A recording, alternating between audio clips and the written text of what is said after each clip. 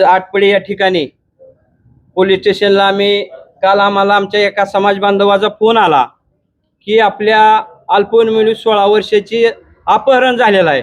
त्यामुळं आम्ही सर्व सोलापूर जिल्ह्यातील, सातारा जिल्ह्यातील सर्व प्रमुख कार्यकर्ते आम्ही उपस्थित झालो आणि इथं आलो तर आणि कुठलाही तपास गेले आज 3रा दिवस झालं।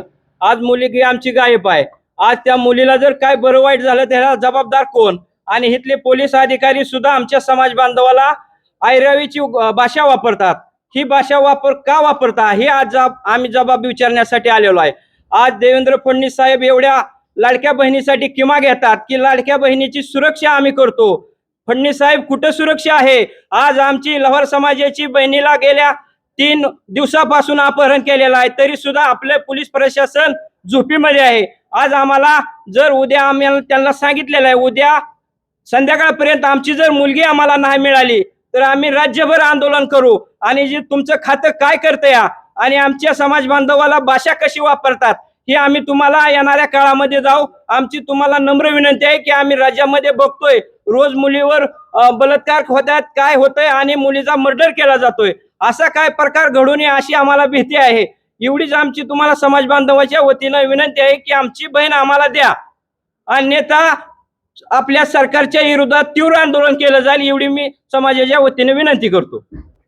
तालुक्याच्या उत्तर भागातील गावामधून एक अल्पवयीन मुलीचं अपहरण झालं आणि 2 दिवसापासून पोलीस स्टेशनला तशा नोंदी होऊन सुद्धा पोलीस आपल्या पूर्ण क्षमतेनं काम करत नाहीत।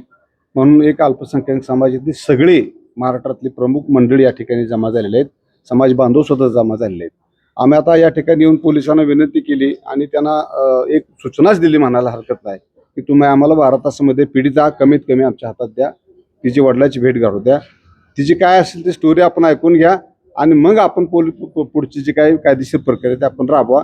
अशा पद्धतीचं निवेदन देण्यासाठी आम्ही सर्व या ठिकाणी बांधव एकत्र आलो आहोत। फक्त प्रश्न असा आहे की अपेक्षा अशी आहे की एखाद्या गंभीर गुन्ह्यातल्या आरोपीला पकडण्याची जी काही पोलिसांची पद्धत असते ती पद्धत पोलिसांनी ह्यात वापरायला पाहिजे आणि ती पद्धत वापरली तर पोलीस आमच्या अनुभवाप्रमाणे 12 तासात कुठेही असला तर तो त्याला पकडून आणू शकतात आणि ती क्षमता पोलिसांनी वापरली पाहिजे। ती वापरली नाही तर आम्ही उद्यापासून आंदोलनाचे मार्ग बदलू आणि बेमुदत उपोषण आणि जे काय आंदोलनाचे प्रकार करला ते आम्ही नक्की करू।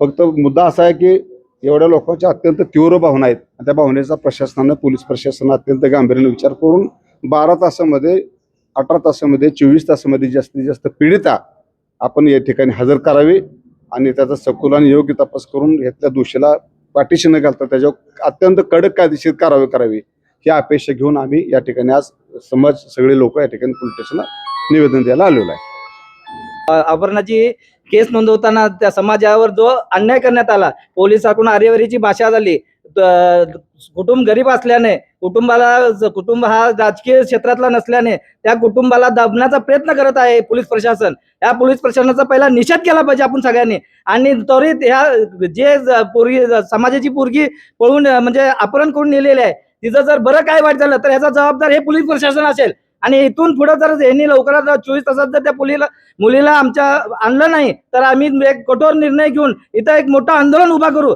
आत्मदहनाचं सुद्धा आम्ही इथं हे करू असं आम्ही सगळं लोहा समाजाकडून सांगत आहोत।